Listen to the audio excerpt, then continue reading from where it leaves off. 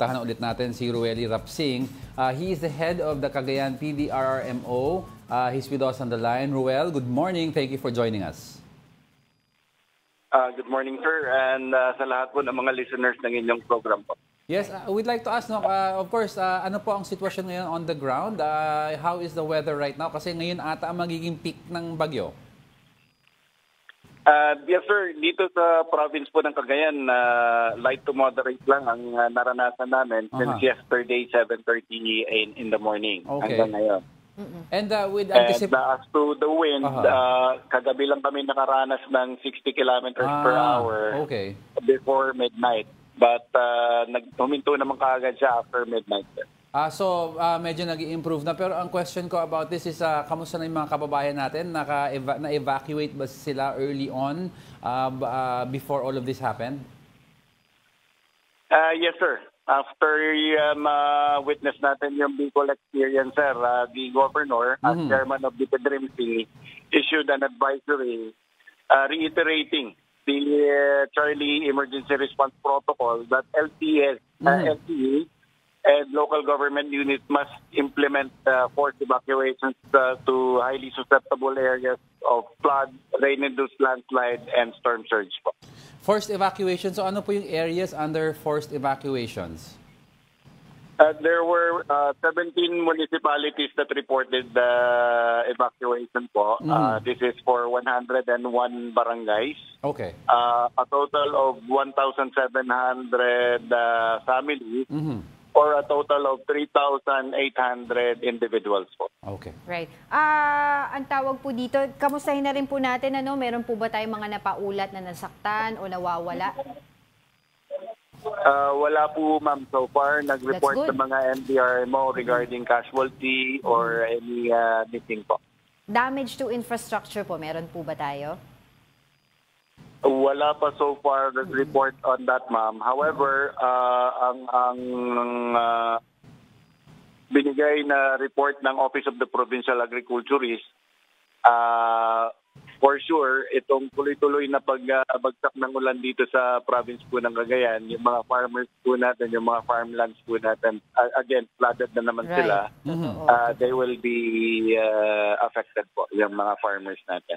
Okay, balikan ko lang po para po mas malinaw, Sir Mr. Rapsing, yung mga clearing operations po na ginagawa natin to make sure na maaabot po natin sa mga kababayan nating affected dun sa areas. Kamusta po yun? Yeah. Yes, as to clearing operations on roads and bridges po, yung mga major roads po natin, all passable pa. And even yung mga major bridges po natin, linking different municipalities, passable pa rin po. Ang Cagayan River po natin is continually swelling. Nasa 8 meters na po siya ngayon and we're projecting baka umabot pa kami more than 10 meters. However, ngayon 8 meters na siya. May dalawang bridge na unpassable na, yung pinaka-1 overflow bridge at yung bridge connecting ang Kiray to the western barangays of Amulong po. Base po dito sa mga datos po natin, do you feel po there's a need to declare state of calamity sa inyo pong lugar? That would depend on the damage that will be brought by Storm Christine, ma'am.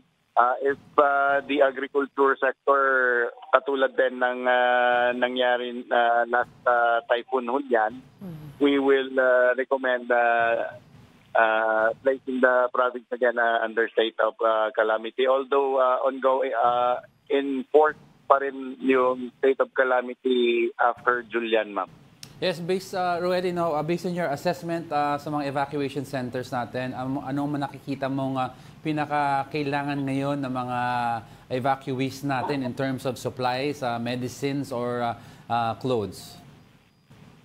Yes, sir. As to food and non-food items, kasi sir, sa time ni Julian, hindi namin nagamit yung stockpile from barangay, local government, and maging sa province. So, naka-impact po yung stockpile natin. So, suffice pa po para suportahan yung mga na-evacuate po natin ngayon. Okay, Roely, kasi of course yung DOH has been warning constantly about leptospirosis. Meron ba tayong enough medicine then for at least yung proactive dose natin? Yes, sir, yung DRM help po natin, naka-ready po lahat ng stockpile din nila for medicine, sir. Yan. And baka may panawagan kayo, Roely, and ano yung mga challenges na nakikita nyo moving ahead to the road to recovery? Yes, sa mga kababayan po namin within Cagayan or nasa Metro Manila or outside Cagayan, wag po kayo mag-alala, yung lokal na pamahalaan po at maging pamahalaan panlalawigan ay nakahanda po sa sama ng panahon.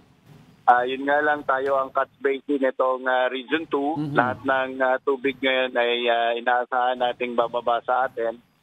Kaya panawagan po namin sumunod sila sa kanilang mga local officials. Huwag magpakampante at patuloy na abangan ang mga abiso mula sa DOST Pag-asa, OCD at maging sa mga DRMO nila. Patuloy na makinig sa mga programa pong katulad nito.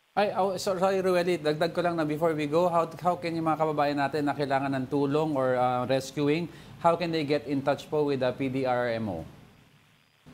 Yes, sir. They can always call our hotline. In fact, itong number na to is our hotline, 0927-926871. Alright, we'll take a note of that. Yes, pakapaulit naman po, Sir Roely, so we can take a note of that and maybe later on we can flash it sa screens. Yes, sir. Yes, sir. Ang hotline po natin, 0927-992-6871. Alright, we'll take a note of that. With that, thank you very much, Cagayan PDRMO Head Roely Rapsing, for joining us this morning on Brunch. Maraming salamat din po sa inyo.